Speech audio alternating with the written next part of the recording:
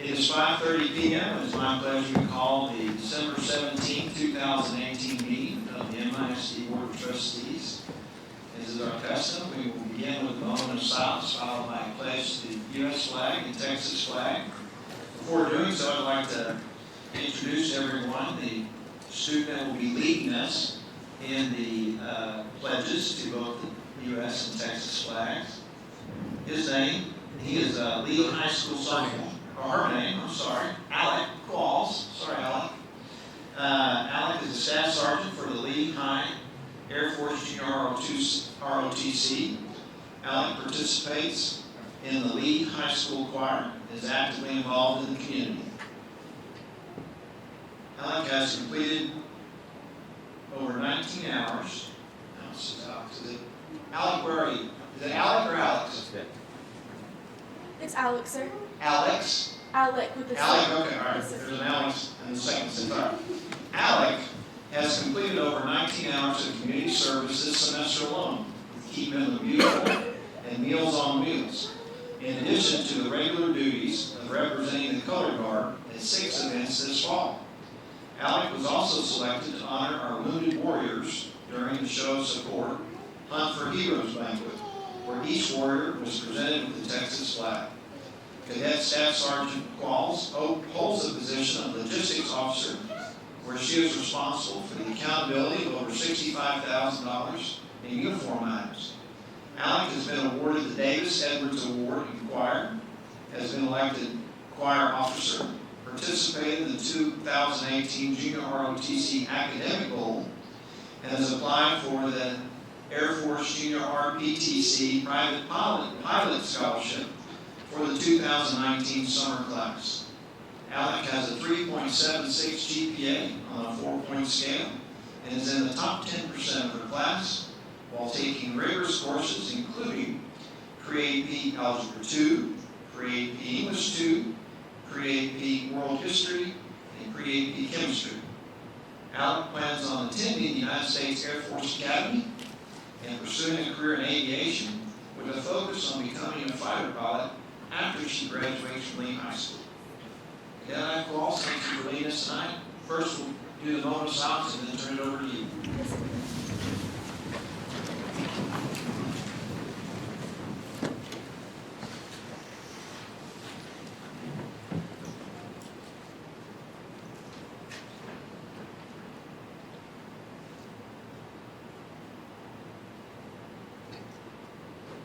Thank you. Nick Qualls. Please join me in the pledges. I pledge allegiance to the flag of the United States of America and to the republic for which it stands, one nation, under God, indivisible, with liberty and justice for all. Now the Texas. Honor the Texas flag. I pledge allegiance to thee, Texas, one state under God, one and indivisible.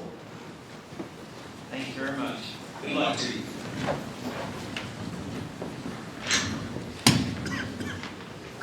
All right.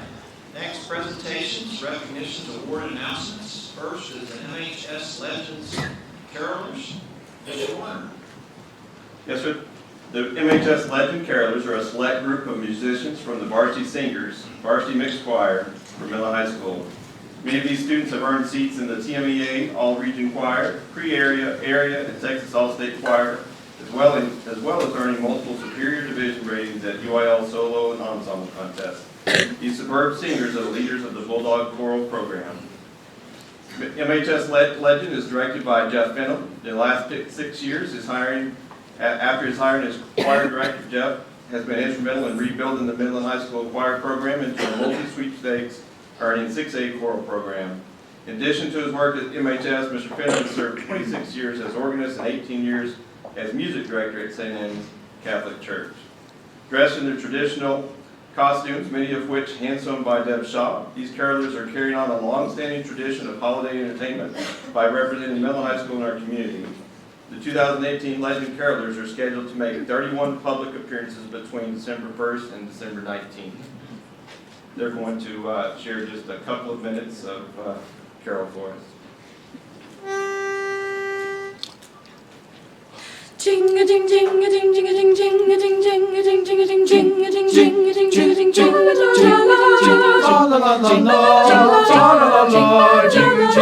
la la. Hey, dashing through the snow in a one-horse open sleigh, o'er the fields we go, laughing all the way.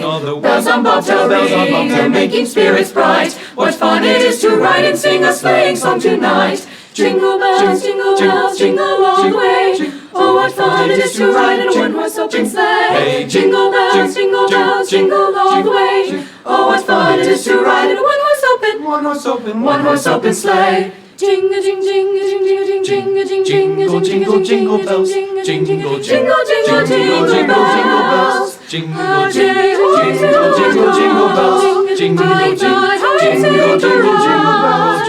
And soon Miss Jingle bells, one season by your side. Jingle Christmas leading late, jingle instructions seemed to slot. He got into a drifted bank and then we got upsot. Whoop!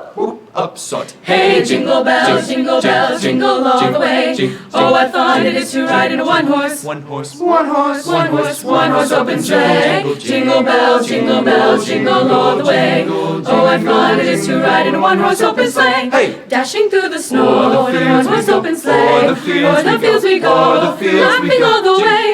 Bells on bobtail ring, they're making spirits bright. What fun it is to ride and sing a sleighing song tonight. Jingle bells, jingle all the way. Oh, what fun it is to ride in a one-horse open sleigh. Jingle bells, jingle all the way. Oh, what fun it is to ride. Jing a jing jing a jing jing a jing. O'er the fields we go, o'er the fields we go. Jingle bells, oh, what fun it is to ride in a one-horse open sleigh. Jing jing. Woo!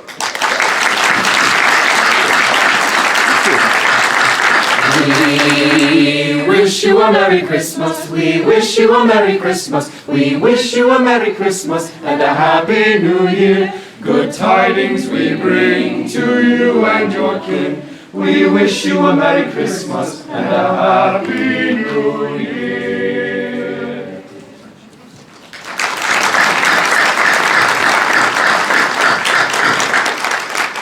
Thank you all. Thanks, students. We appreciate you making this one of your 31 appearances in the next couple of weeks. And Mr. Finn, thank you for what you've done for this program. We appreciate you all. Thank you very much. And Merry Christmas. I have one more recognition. Okay. They were at Clear Springs this weekend and they did an outstanding job. We have one more recognition, and Mr. Jones is here to present our recognition. If I could have the Milam team come down, please.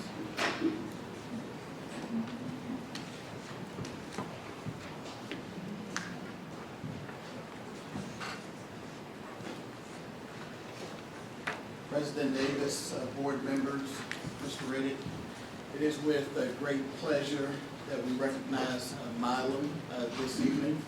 A big congratulations to Milam for being accepted into the No Excuses University network of schools. In order to qualify, prospective campuses must meet rigorous criteria, which include the implementation of 6 required systems, which the network refers to as the 6 exceptional systems.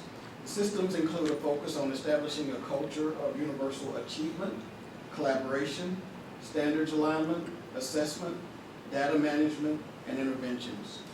They began as early as pre-kindergarten and are designed to pave the way for all students to attend college. Milam is now one of fewer than 230 schools nationwide to join the network and the first in Midland ISD. Congratulations. We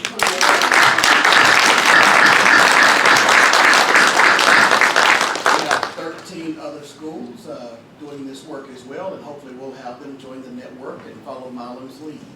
Thank you, Milam. Thank you, Miles. Thank you.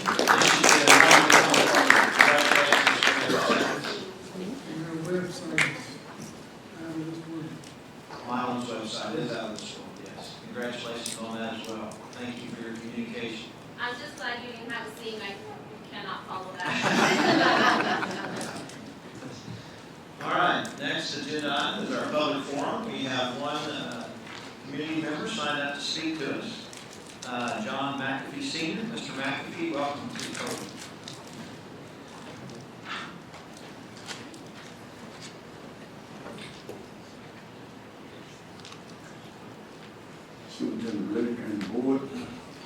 want to say thank you. First of all, I want to commend these young people, especially the choir that just left a moment ago. It's so great to see the talent we have in this particular district, but also letting it be conveyed to the public what our young people are doing. And also, I'm glad to hear that Milam was named as a No Excuses, or in the No Excuses Network, meaning we're taking on some great challenges and some rigorous work, so therefore the dividend should pay off pretty well. But first and foremost, I just want to thank the board for making this available to the community. This shows the Midland on the Move mindset that we have transparency in this district. And what I'm talking about is moving the board meeting from a regular site that probably 90% of the board meetings are held, but going out into the community and being transparent and just being proactive for the community and bringing the ideas and the mindset and the activities, especially from the leadership of the school district here in all of the communities. So thank you very much. All right, thank you, Mr. McAfee.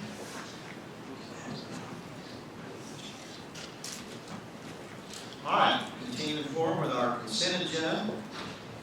The items on the consent agenda this evening are 4A, our board meeting minutes for our regular board meeting on November 12, 2018, and our special board meeting on November 14, 2018.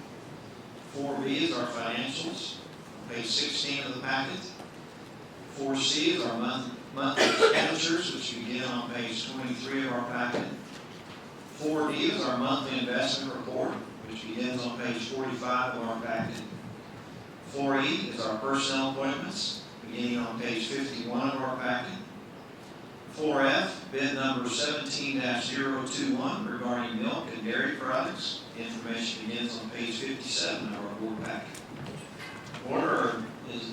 Should any of those items be pulled for any reason from the consent agenda?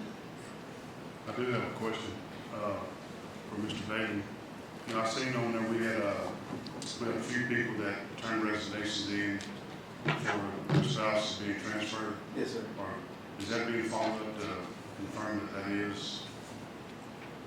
Yes, sir. Specifically for those employees that are transferred due to their spouse being transferred, we do require documentation, a letter of transfer from the organization. And in recent months, we've had some questions where we've had to do some further investigation, but we do have that documentation that specifically notes the new assignment. Any other questions? If not, they'll be deemed approved by consent. Moving now to our district reports, item 5A, board goals. Page 82 of the packet, constraint progress measure 2.1.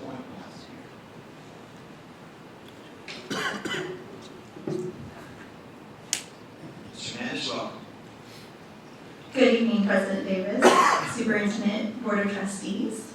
I am here tonight to provide an update on Constraint Progress Measure 2.1, which is targeted at reducing the number of students enrolled at our improvement required campuses. So the actual Constraint Progress Measure is that the percentage of students at improvement required campuses will decrease from 21% to 0% by the end of the school year 2020. The baseline was established in the 2016-2017 school year. So last year, when we reported out this information, we actually had 4 improvement required campuses as identified in August of 2017, making up 9% of the district enrollment during the 2017-2018 school year that were enrolled in improvement required campuses. Now that the Texas Education Agency has approved the appeal of Washington's accountability status, we again have 4 campuses that were labeled as improvement required. That brings us to a total of 2,438 students that are currently enrolled in an improvement required campus for the 2018-2019 school year, which again equates to 9% of our total student enrollment. The board goal for this year was set at reducing that number down to 5%, with the goal of further reducing that number down to 0% by the end of the school year 2020. Since this goal is written in such a way that we are looking at student enrollment as of the October snapshot date, which is the last Friday in October, in order to meet the 0% goal for next year, all of our currently labeled improvement required campuses will have to meet standard based on this school year's testing results, so that all of our students will be enrolled in non-IR campuses by next October, the October snapshot date, for the 1920 school year. So then we can meet our goal, which says that we're going to decrease to 0% by the end of the school year 2020. I hope you're correct. I hope we achieve that, but I respectfully disagree as to what the timing of our goals. As I understand it, the reason why we have this constrained progress measure reported in December is so that we'll know the final rating by TEA of our campuses, whether any are improvement required. And so I understood that we put this on the December date because we just received the final improvement required ratings for our 2017-2018 school year. Yes. And so we're at 9%, which is good. Our goal was 10%. We want it to be 0% by the end of 2020. If we go back one slide, we're measuring this 0% is what we hope to achieve by the end of the school year 2020, correct? Well, what we are hoping to have achieved is that 0% of our students are enrolled in an improvement required campus by the end of the school year 1920. And so because we're looking at the October snapshot day, which is the last Friday in October, and we're taking the enrollment date as of that date, next school year would then be our 1920 enrollment date as of October. We have to really revisit this, but I think that we're prematurely. I think in order to achieve something at the end of the 1920 school year, we have to, have the final improvement required rankings. We won't have that until December of 2020 to know whether we achieve that goal of 0 for the year 2019-2020, right? So we don't yet know whether we have any improvement required campuses for the 2018-19 school year yet in terms of what they experienced during that school year, correct? Got it, okay. So going back to when the goal was initially set, it was set in the 2016-2017 school year. At that point, we actually had 5,078 students attending 9 IR campuses, and that was based on previous school year results, so 2015, 2016 STAR results. And that 21%, that 21% was set based on those results, so the 15-16 school year. Okay. So in 2016-17, so the 21% that you see there on the actual, that's based off of the 9 IR campuses that we had as a result of the 15-16 data. Then when you're looking at the 2017-18, the 9 there, we actually had 4 IR campuses based off of the 2016-2017 results. And then here now we have 2,438 students attending 4 IR campuses for 9% as well. And this is based off of the 2017-2018 testing results, but we received those results in August of 2018, and so the label itself is for the 2018-2019 school year. Your explanation makes perfect sense, and based on our track record, this graph makes perfect sense. I guess what and I hope that this is all irrelevant. I hope that we will have 0% at the start of next school year, based on the fact that I hope we have no improvement required campuses this year.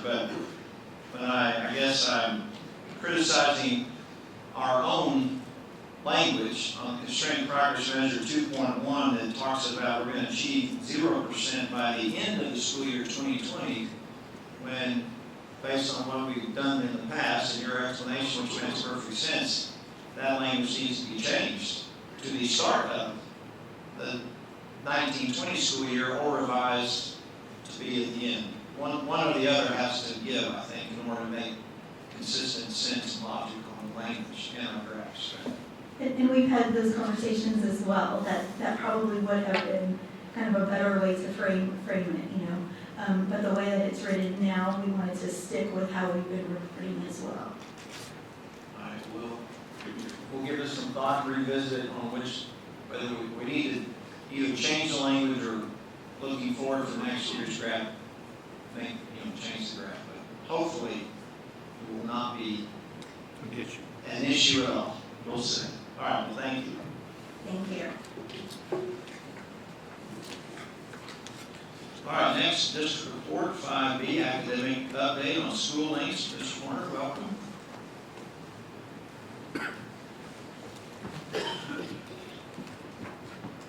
Evening, President Davis, Board of Trustees, Superintendent Riddick.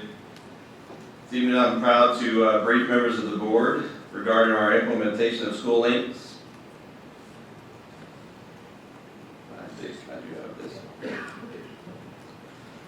So we have been onboarding 8th graders in the district right now with School Links. School Links is a modern college and career readiness platform that prepares students for what comes after graduation. They started creating a profile in School Links and are discovering interests and strengths right now. In January, all students starting with 8th grade and their parents will build a personal graduation plan. Overall, all students 6th grade through 12th will use School Links in the future.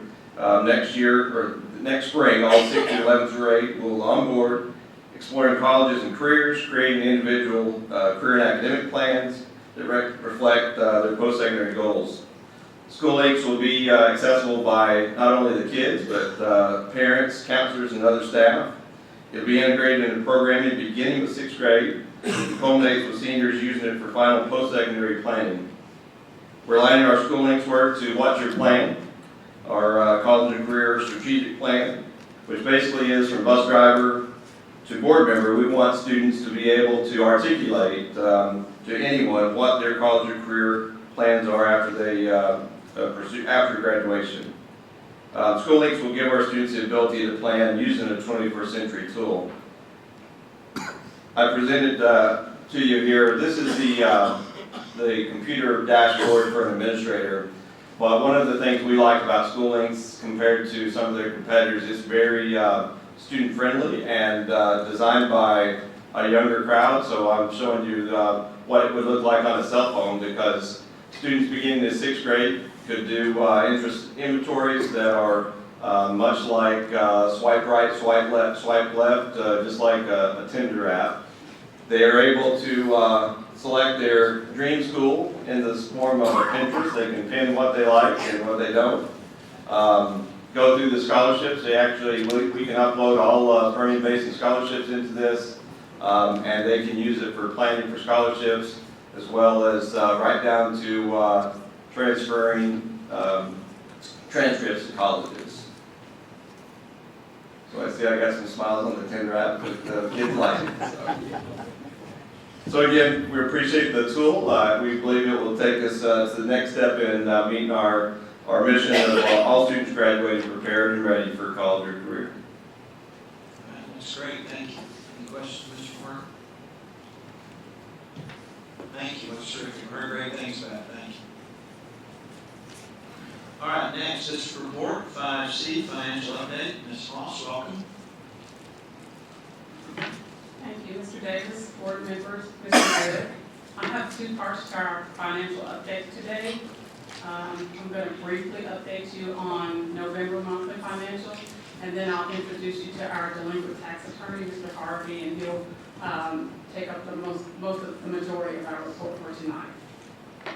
We ended the month of November with $61.9 million in cash and short-term investments. Our year-to-date expenditures exceeded our year-to-date revenue by $28.7 million in the general operating fund. This indicates that we are still using some of our fund balance for cash flow purposes. Interest earned for all funds this month totaled $79,000, bringing the year-to-date total to $560,000. Interest rates continue to increase. They range from 2.2% to 2.42%. This same range for November of last year was 1.09% to 1.29%, just to put that into perspective. And so looking forward, we'll make adjustments to the state and local revenue adopted in the original budget based on updated October levy and student demographic data. We're currently working through these numbers and sharing that information with Superintendent Riddick. Our first board budget workshop is scheduled Tuesday, January 15th at 11:30. And during that workshop, we'll discuss the following topics. We'll evaluate and discuss highlights of the 17-18 budget. And we'll share some district trends with you. We'll review unfunded superintendent and board priorities for the current 18-19 year. And we'll discuss priorities for the 19-20 budget year. That concludes my report. If you have any questions. Thank you. Okay. I'd like to introduce Mr. Harvey Allen. Mr. Allen is with McCreary, Veselka, Bragg, and Allen, attorneys at law. He'll spend the next few minutes updating you on our property taxes for the 2017 tax year and the 2017-18 school year. Mr. Allen, welcome. Thank you, Darla. I'm Harvey Allen from McCreary, Veselka, Bragg, and Allen. And it's a pleasure to be with you tonight. It says delinquent tax collection report. This is going to be just a tax collection report because the financial success of the MISD, you can't separate one from the other, as we will talk about. I think I'm supposed to operate this, but I'm not certain how. Just push the button. It's not on. Oh, it's not on? Okay. They just may have. Okay. I understand that you have. Yeah, we have it in our board packet beginning on page 91. Page 90, actually. And then we do have your 91 in the packet that is available, but we also have your numbered report pages 1 through 14. If you want to refer to any particular page. The first two pages of the report are entitled Executive Summary. That's exactly what it is. And we'll get into the details of the report later on. But before, I'd like to familiarize the board with the attorneys who work for the MISD. First of all, you have me. I have 37 years of experience of collecting delinquent taxes. And you ask, well, how do you go to law school and then wind up collecting delinquent taxes for 37 years? Well, that's a long story, and I won't bore you with it. But that's what I've been doing for 37 years. For MISD, through our representation of the Midland Central Appraisal District, I select all the accounts that we're going to process for further research and litigation. Of course, all the delinquent property owners receive multiple notices of delinquency from our firm, in addition to the 2 current notices they receive from the appraisal district for each tax year. And I supervise the legal assistants who perform the address and research necessary to engage in litigation and obtain judgments and tax courts when necessary. I also attend the tax sales and prepare the deeds and disbursements for the tax sales. I also serve as general counsel to the appraisal district. I attend all the meetings of the board of directors of the appraisal district and consult with the chief appraiser on various tax issues and other administrative matters that arise. Next, we have Tara Leday. Ms. Leday is the supervising attorney of our bankruptcy department. And she deals with mostly reorganizations in Chapter 13s and 11s. You don't see too many 7s now after the recodification of the bankruptcy code several years ago. So really, his job is to make sure those Chapter 11 and 13 plans adequately protect the interest of the MISD and make sure that we recover taxes within that plan, or within those plans, I should say, in as short a period as possible. We also monitor those for compliance, and if they fall out of compliance, then Ms. Lede initiates appropriate action to either restart those or to have the bankruptcy dismissed and proceed with normal collection activities. Finally, the other two attorneys who really don't work directly for MISD but represent the Midland Central Appraisal District in cases filed by property owners against the appraisal district. And this is important to the MISD because ultimately, obviously, it will impact the taxable value upon which this board will set the tax rate and the administration will operate the district from the revenue produced. So those are the four lawyers who work either directly for or indirectly for the district. In addition, we have a full-time legal assistant here in Midland, Marcela Trevino. Ms. Trevino was born and raised here in Midland, product of Midland ISD Public Schools, and a proud graduate of Midland Lee. She has twofold. Her job is one to conduct some address and title research on properties that are selected by myself. But perhaps the most important job that she has is to engage in conversation with property owners who either come into the appraisal district or call the appraisal district that want to make installment payment agreements. People of delinquent taxes, for the most part, they're not bad people. They're not deadbeats. They're people, for the most part, who have some unfortunate financial circumstances that have arisen that do not allow them to pay their taxes on time. So what we do is engage in a process to where we make a plan where the delinquent property owner can satisfy their legal and civic responsibility about paying their delinquent taxes in a manner in which they can also service their other financial needs of themselves and their families. Ms. Trevino is fluent in Spanish. Many of the individuals who come into the appraisal district prefer to speak Spanish, and she's quite adept at speaking Spanish. There are two other members of the firm who offer services available to the district if the district should wish to make use of their services. First of all, there is the taxable value audit, and then there's the assistant with the tax rate calculations. The taxable value audit. Sometimes you file one of those and sometimes you don't. But what that means really is the district reports to TEA a number, a certified value. And then there are certain things that happen to that value subsequent to the certification that impact the state aid, or in this case, the liability of MISD to the state. So you really want to look at that and see if it's beneficial to the district to file a taxable value audit. So in this past year, for instance, the district, after the value was certified, we actually added $1.5 million to value, making the district richer. So we really wouldn't want to file our report for 2017 tax year. We offer assistance with the tax rate calculations. If there's anything that the district needs in terms of understanding the process, etc., we have individuals I'll talk about in a second that have great experience in doing that and are available to the district. There's also the property value study. Every other year, the controller sends in a team to assess whether or not the appraisal district is appraising property at or near 100% of market value as dictated by the law.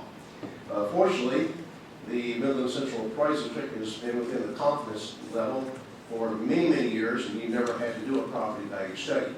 However, if you ever had to do one, we stand ready and able to do one for you. We do this for many other districts. All these services are provided to the Midland ISD at no cost to the MISD. The delinquent property owners pay our fees as a part of the taxes, penalties, and interest when they pay their delinquent taxes. I have two individuals who report, Connie Rose and Monty Smitherman. You can read their credentials right there, but they have long service with the Controller's Office. doing exactly what we'd be doing for the MISD. So we have a complete, full-service law firm here at your disposal at any time that you'd like to utilize it at no cost to yourself. Having said all that, I'm going to go over to page 6 of the report and actually get into the numbers.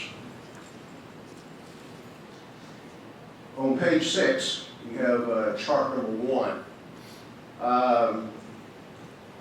Your Schedule J1, the schedule of taxes receivable, which was included in your audited financial statements as of August 31st, 2018, was a 12-month period.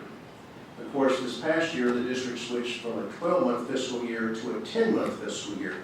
So, I've addressed both collection percentages in your report. On chart number 1 and table at the bottom, you'll see the district got 100.36% of your adjusted levy for the 12-month fiscal year ending 8/31/18. The adjusted tax levy, again, is you have the original tax levy, and then you have additions and subtractions subsequent to that levy to give you the adjusted tax levy. The adjusted tax levy is actually the amount of taxes outstanding that are there to be collected at the end of the day. So you see on chart number 1, the 2017 tax year, $238 million was the adjusted tax levy. Total current and delinquent tax collections during that fiscal year was $236 million, almost $237. There was $2.3 million in penalty and interest collected on the delinquent tax for total revenue of $239,295,000. You divide that by the adjusted tax levy, that gives you 100.36%. So you got more than 100% of your adjusted tax levy during that fiscal year. And you can see the other years that are presented there historically. Are there any questions on chart number 1 from the board or Mr. Reddick? When it shows the total number of penalties and interest collected on the delinquent taxes, do we receive that full $2,000,003, or you take your cut out of that? I'm sorry, I'm having difficulty hearing you. Chart number 1, it talks about penalty and interest collected on delinquent taxes. Yes, sir. Did we receive 100% of that $2,000,003, or is that then you take your fees out of that, right? Oh, this is your money. It has nothing to do with my fees or anything else. Okay. This is just, that is revenue to the Midland Independent School We District. get the full 2,000,003. Okay, thanks. No, our fees are not included in any of these numbers because you don't pay our fees. The delinquent property owner pays our fees. So this is all your money. I apologize, as you can tell, I'm a little hard of hearing, but. No.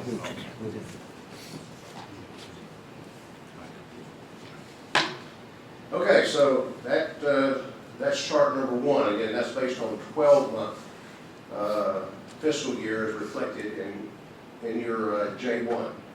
Now, on the next page, on page 7, you have the total revenue from tax collections in the 10-month fiscal year, which ended 6/30/2018. And you can see the difference. For a 12-month period, you got 100.36%. For the 10-month period, you got 99.3. Obviously, you got 2 months less in which to generate revenue. So it's really that simple. You can also see there that,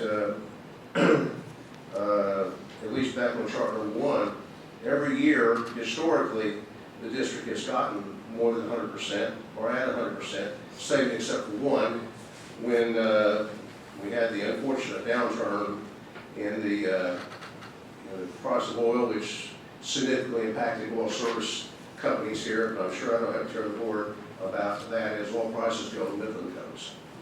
So, again, charts 1 and 2 are presented there, again, to contrast a 12-month fiscal year and a 10-month fiscal year. Any questions on chart number 2? If not, I'll go to page 8. Page 8 talks about the collection of tax levies to date. And again, we start with the adjusted tax levy, for 2017, $238 million. And you, through November 30th of 2018, you collected 98.69% of that in 14 months of collection activity.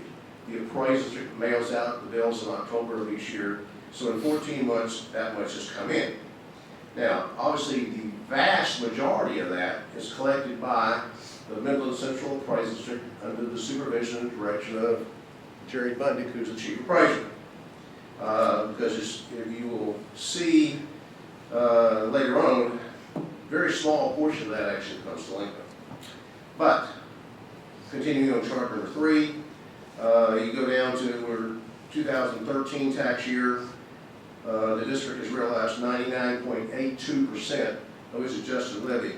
You only have remaining outstanding 0.18% of the taxes that were levied. Now, that does not, as noted, include any penalty and interest. That is just base tax for those particular tax years. Are any questions on chart number 3? And that does, by the way, include obviously both current taxes collected by the appraisal district and the delinquent taxes that are collected by my firm through November 3rd. You go to the next page, page 9, which is chart number 4, and you actually see the delinquent tax collections on amounts that were outstanding on July 1st of the first year of delinquency. When you go to 2017 tax year, there was $6.3 million outstanding of the $238 million that was originally that was levied, and we collected 51% of that in the first 5 months, beginning July of 2018. And then you see the other percentages going down. Until you get down to 2013, 91.97% of all the delinquent taxes that were referred to us have been collected. And go back to the previous page, and that's 99.82% of the levy. So any questions on chart number 4? Chart number 4 actually reflects the work just of our firm. I say that, just of our firm. But again, the appraisal district performs all the actual cashier functions when we bring individuals through the door. So these two charts in particular show that you're having great success in both collecting your adjusted levy each year as well as the delinquent tax collections are get up to be, where you don't have just a whole lot outstanding. Any questions on that? Okay. I do have a question, maybe more so for Darla. On the money we have to send to the state based off the revenue for the number of students we have, how does this impact on how much more money we have to send? Is there a, Could you repeat that, sir, one more time? based on the money that we have to send to the state from our being a Chapter 41 school, since we were collecting delinquent taxes, how much of that money do we have to actually send back to the state? Is it a percentage of that based off of the collections, or do we have to pay all that up front? How much money do you have to pay the state? Is that what it is? Yeah, but it was, I guess, maybe. There's no correlation to Chapter 41. So there's no correlation, okay. Yeah, I believe the answer to the question, Darla, is your liability to the state is based upon your taxable, or your actual taxable value. It has nothing to do with delinquent tax collections. In other words, we owe our Chapter 41 invoices to whether we collect all the taxes or not, correct? Yeah, I mean, what the board and the administration had run this school district on is what you see right here. That's what you got. And I say that's what you have because you have to send a certain portion of that back to the state. So it's not really, Jerry and I can only do what we do, which is collect the money you assess. How much of it you had to send back to the state, you'll have to take up with the legislature. I blame you.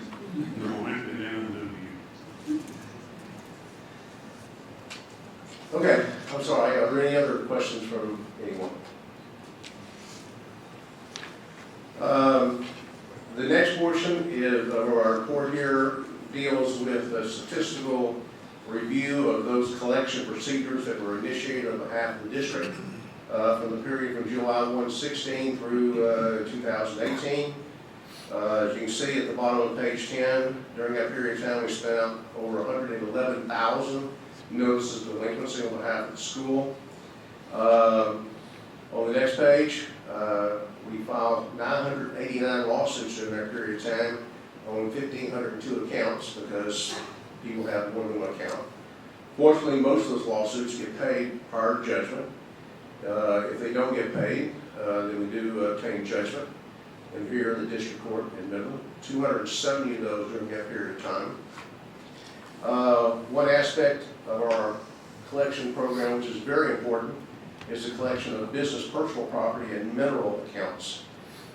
Minerals constitute a very significant portion of the value of the MISD. Fortunately, a very small portion of the mineral taxes becomes delinquent. However, we have adopted a procedure over the last several years to issue mineral tax warrants, where we get an order from the district court ordering the purchasers of the runs to pay directly to the Midland Central Appraisal District the taxes that are due MISD until such time as they're paid. It's been a very successful collection tool. Business personal property is a difficult area. It's difficult because oftentimes the time it is actually billed out in bad times, the businesses on which the taxes are assessed have closed, they've liquidated their assets, and there's nothing to go get. That was reflected back in one of the previous charts when you didn't quite obtain 100% of your total revenue. Again, that was because oil prices dove and a number of your oil service companies closed up and were liquidated either voluntarily or involuntarily. But nevertheless, as you can see, we sent out 539 of these notices. We've actually had to issue 129 tax warrants, either personal property or minerals, and we are being collected on almost all of those. Tax sales on page 13. It lists at the bottom there the dates of tax sales, the number of properties posted for sale. During that period of time, posted 239 properties for sale, of which fortunately 193 were paid or entered into a acceptable payout agreement prior to the sale. Only 46 of them had to be sold actually at public auction. Our next tax sale is going to be in March of this year. That will have over 60 properties in it. Finally, on the last page, we talk about bankruptcy litigation under the direction of Ms. Leday. It gives you there what we are looking for. Ms. Leday's assistants monitor all of the bankruptcy claims.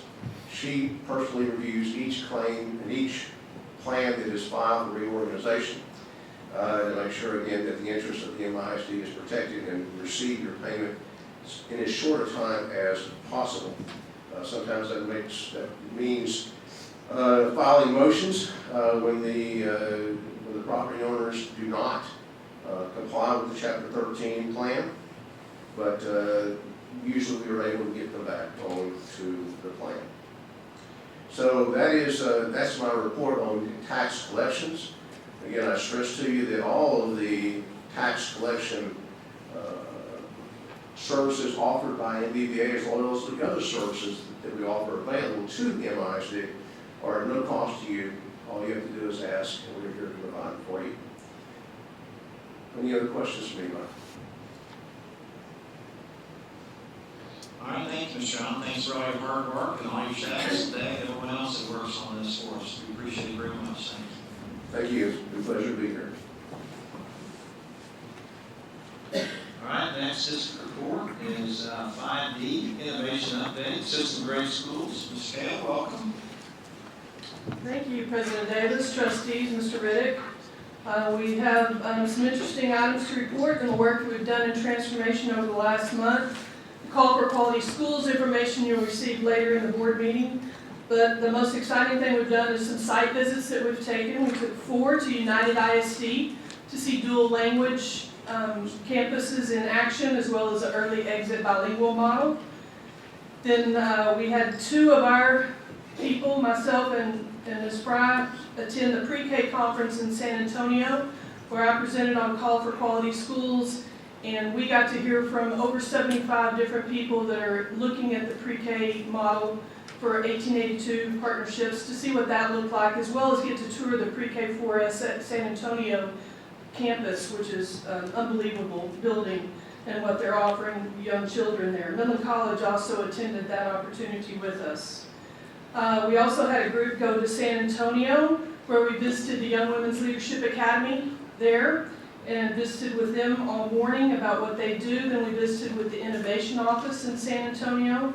And then at the same time, we had another group that was visiting Kip and Mundo, dual language school in San Antonio. And then we had 3 that had gone to a trip in Indianapolis that I gave you information on last board meeting. But then we had 13 team members attend Denver. And what I'd like to do at this point, because you've seen all of the comments from district staff, is I'd love to be able to hear the insight that we gained, our board members that went on that trip were able to gain. Mr. Murray, Mr. Bishop, and Mr. Marquez was always also on that trip, because that was one of the best things for me, is to get to see how they reacted to the trip and what they got to see, as well as our team members that had not had the opportunity to go on a trip to an innovative district before.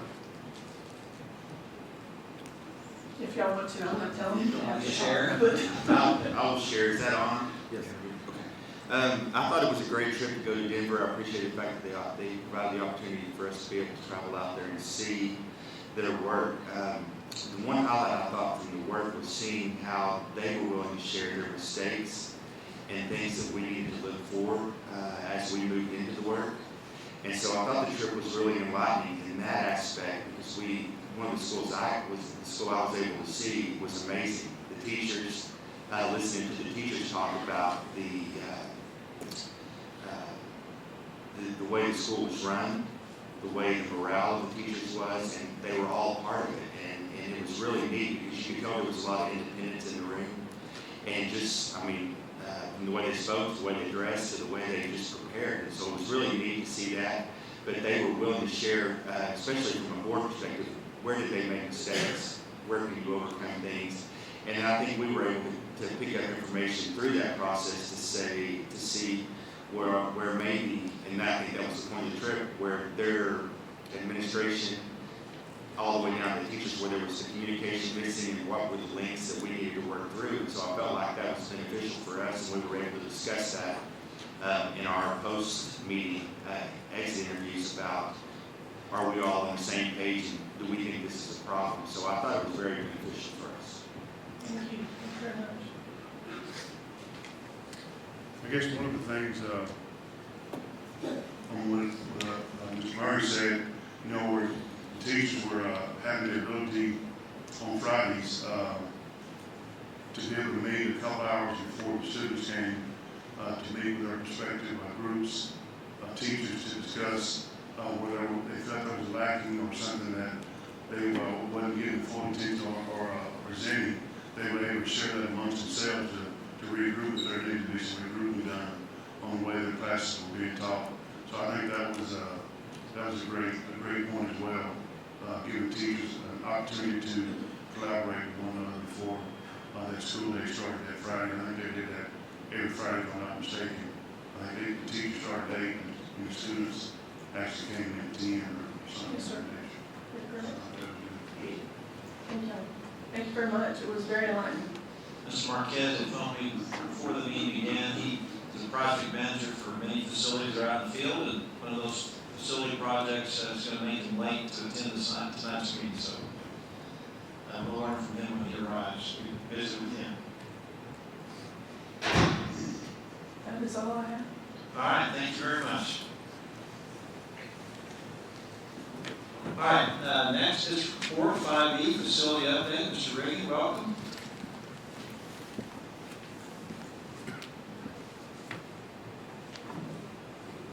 Good evening, President Davis, board trustees, and Superintendent.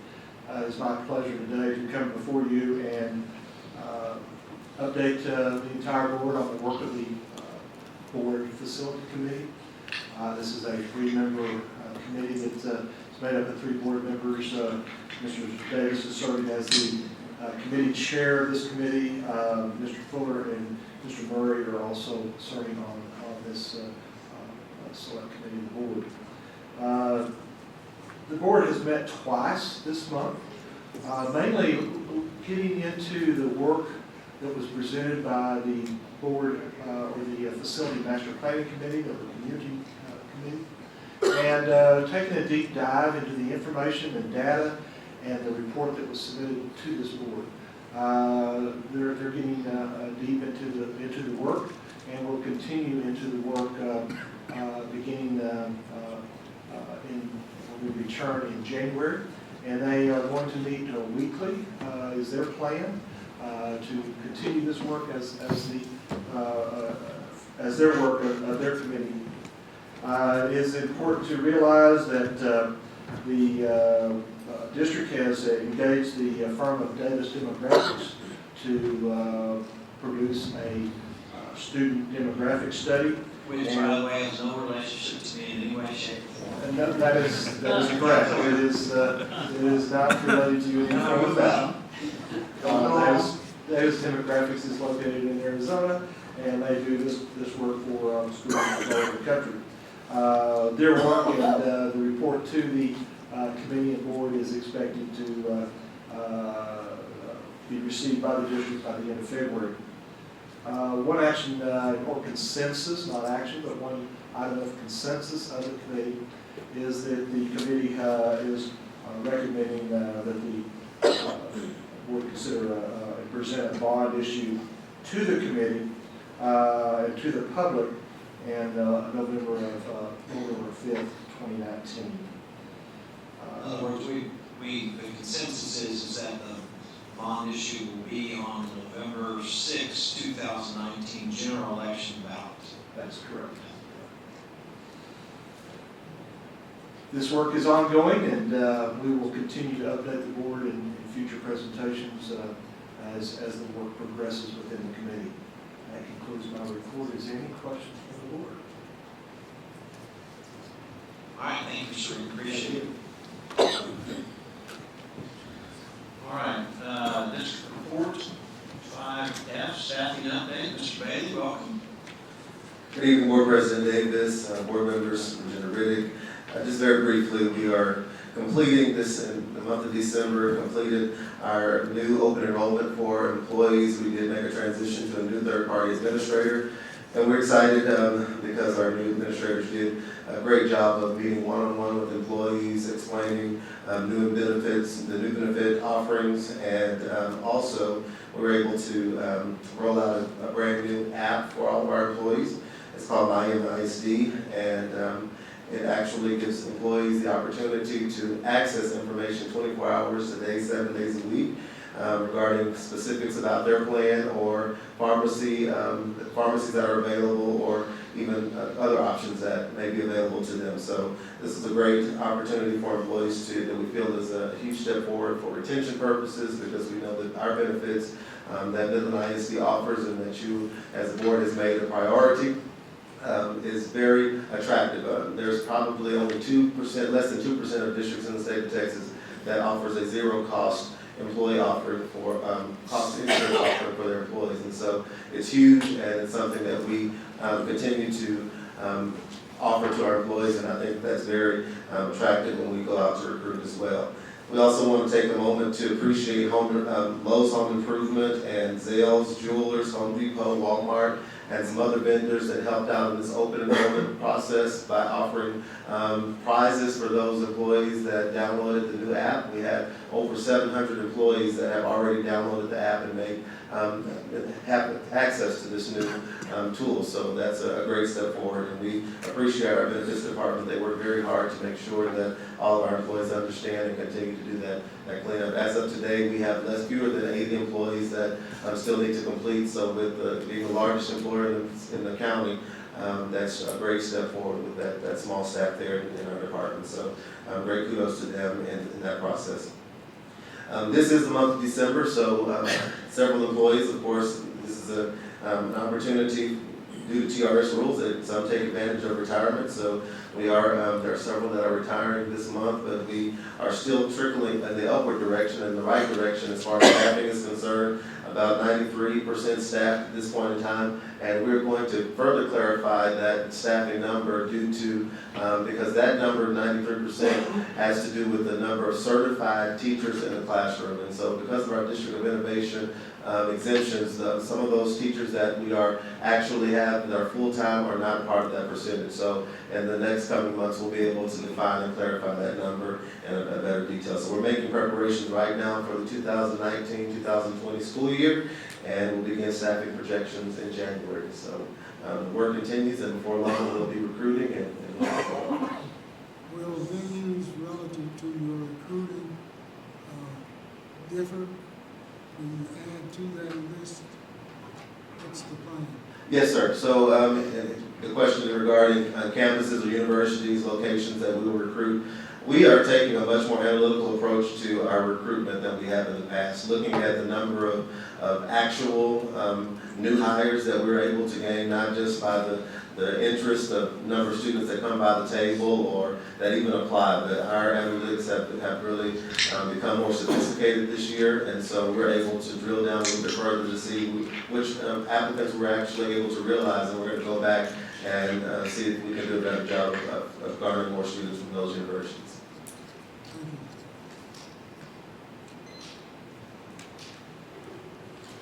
Thank you, sir.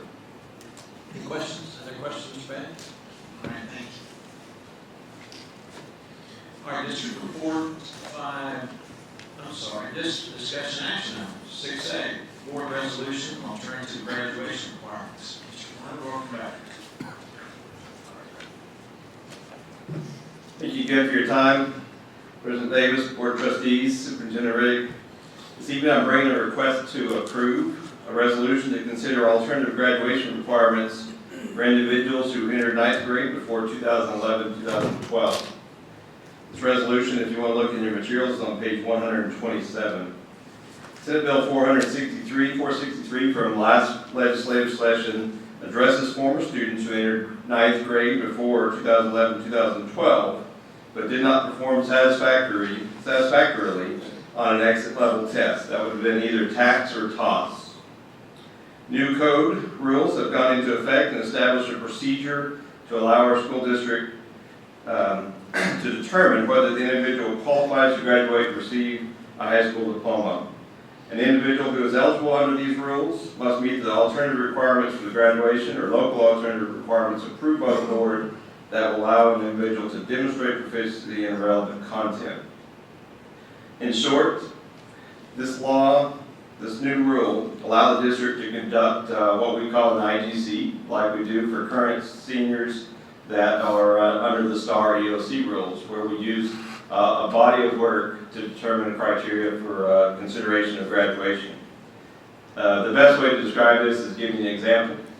We had a former Midland High School student that was from the class of 2006 recently come forward inquiring about his options to get a diploma, high school diploma. This former student passed all his curricular courses back in his high school career. He was an ESL student though, and barely missed passing the ELA portion of the TAKS test, so he did not graduate at that time. He now works for a large oil company, and one of the things oil companies are doing, of course, is looking at retaining employees that have high school degrees. So that was why he came to us. But as an employee of the oil company, he actually is an apprentice electrician. That apprenticeship requires a lot of extra training and work, but it's not on the industry list required by TEA that we could use for consideration. If the Board of Trustees were to approve the resolution attached, the former student may be eligible to graduate after review by a local graduation committee. I'm requesting the board consider approving the resolution, including materials on page 127.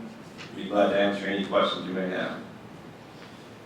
Is it correct, if I'm reading this correctly, the decision of the local graduation committee must be unanimous in order for the individual to be eligible to receive a diploma, correct? Yes, sir, that is correct. So So what's the difference between the,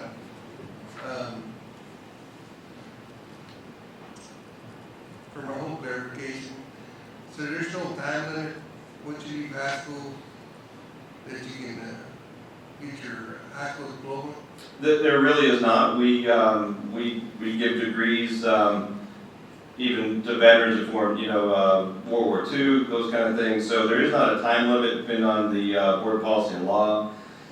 In this case, because we have the law that was enacted for the IGC for current STAR EOC, the premise is, well, if it was good for STAR, the letter of the law only worked for STAR, why couldn't we consider it for a TAC student or a TOS student? So we actually recently always had these students come back to retest, but just the last year, with this legislative change, they eliminated the opportunity for a TAC student or a TOS student to come back and test under those tests. They wiped them clean and they're no longer available. So as an option, they gave us this ability through this resolution to use alternative criteria. I move we adopt this resolution. Second. Motion by Mr. Kennedy, second by Mr. Bishop. Any further discussion or questions? Will these, persons who receive their high school diploma, will they be counted in our graduation rate? No, sir. These students have been considered non-completers or dropouts or whatever it might have. There's no advantage to our accountability system for this group of kids. I say kids, they're adults now. For this group of former students to graduate under our system. Any other questions? All those in favor of the motion, please raise your right hand. It's unanimous. Thank you, sir. Thank you. All right, next action item is 6B, 2018 Call for Quality Schools Process Recommendations. Ms. Gale, welcome back. Thank you for having me back, Mr. Davis. Trustees, Mr. Riddick, as you can recall from last year, we had our first annual Call for Quality Schools, where we brought, for example, Young Women's Leadership Academy in April, and we brought that forward as a possibility to continue negotiations and the work that we do with that entity. This is the same process. We are bringing these entities forward to get your blessing to move forward in negotiations and due diligence and design with these entities. So just a refresher, those were some of our recipients from the first Call for Quality Schools, and as we move into the second launch of Call for Quality Schools, which is a very important component of our move toward a system of great schools, you can see the different timelines we've had. We've been working on this since August 12th. Our interviews were conducted on October 2nd and 3rd with an outstanding committee that was very diligent with the work that they did toward the interview process. And today we are bringing forth the approval request to you to proceed. When we look at the opportunities that we have this round, our programmatic opportunity is with Solution Tree. As you know, we've been partners with Solution Tree for multiple years with our professional learning communities. They have opportunities that extend beyond PLCs, and we would like to be able to plan further with them, with TNL executive staff and the Office of Transformation, to see where we could go toward design and implementation, toward either through the transformation zone or other opportunities that may come forward. When we look at talent pipeline, I would like to commend Abel Junior High for coming forward with a Call for Quality School proposal. They would like to work with our HR department to develop a training center for student teachers, not only just for their campus, but they could branch out based upon the certification of those potential future teachers. This would take a lot of planning and work with that because we want to talk about what we could do to look at stipends and mentoring opportunities with these future teachers. So, and we've already talked about how we could extend it into elementary and potentially high school, and already had a high school principal volunteer for the opportunity. So we're excited about that. As far as when we talk about whole school models, we had three whole school models that moved forward out of interview committee. One is with Midland College, an opportunity for a pre-K charter school for 3s and 4-year-olds. This would be an SB, a Senate Bill 1882 model in partnership with Midland College and Midland ISD, with a target opening date of August 2019, depending on whether or not Midland College can make the facility component happen. They are looking at serving up to 80 students, and then we are targeting January as an opportunity to bring the board charter application and your opportunity to authorize Midland College. Yes, sir. Is there any possibility of this particular function here being located off campus? Midland College would prefer it to be on their campus. However, if they cannot make it happen for 2019, we have offered some classrooms as a possibility. They're just trying to make it on their campus. The students that would be targeted for first opportunities would be Milam and Days of Alva students. That was my next question. So we have a wonderful relationship with Midland College, and we see this as a great opportunity to extend pre-K education for our community. IDEA Public Schools was the second whole school model that was brought forward to the Call for Quality Schools. IDEA is a pre-K through 12 charter school. We would be following the Senate Bill 1882 model with this partnership for an in-district partnership. They are targeting either an August 2020 or an August 21 opening date. IDEA is one of the highest performing charter organizations in the state of Texas, and this would be their first Texas in-district partnership. They currently serve over 35,000 students, and community support has already been pretty evident toward this potential partnership. Our final whole school model is Coleman High School, and Mr. Moore is here. And I would like to commend him for presenting a whole school model. What he is looking at with his staff is potentially expanding into a year-round model that serves not only Coleman students, but could serve our other 9 through 12 students as needed through a potential opportunity. Creating more and redesigning learning opportunities for our students. So there will be some continued planning with Mr. Jones and Mr. Horner as they go down this path, but much kudos to him for this opportunity to redesign that school. So is this, yes? Is that the capacity part been looked at for? Coleman has been looked at as far as the capacity, and what he's looking at right now would not require any facility modifications at this point to that degree. Maybe in the future, but not right now. And correct me if I misspoke. Okay. But we do have several portables on that campus. Yes, we do. So we 4? want to get rid of those. We have 7 classrooms. 7 classrooms and portables on that campus. We're not using portables in summer, but really year round, we use classroom buses. Could be both, yes. Okay. So at this time, all I'm asking is that the board approves the recommendation for us to continue the negotiations along all these times. Of course, no decisions would be made until financial implications and funding sources are identified for all of these projects. Motion by Mr. Fuller, second by Mr. Marquez. Any comments, questions? One comment I have is I'm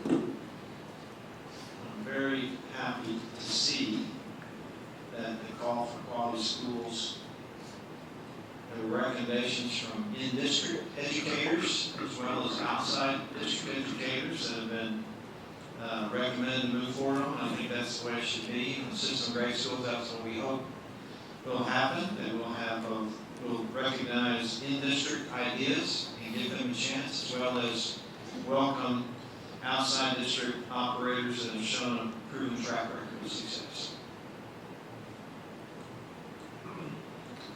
Ready for the vote? All those in favor, raise your right hand. It's unanimous. Thank you. Thank you for all our work on the committee, and thanks for all that came up with the ideas. Appreciate it. Thank you. All right, it's now 6:45 p.m. We will go into closed session in accordance with Government Code Sections 55.071 through .074, Section 551.076, 551.0821, 551.082 through .084. Thank you all. If you're leaving us, Merry Christmas to you all. Thank you for coming. All right, it's 8:03 p.m. and we are emerging from closed session. There are no actions arising from closed session, so we are adjourned at 8:03 p.m. Thank you.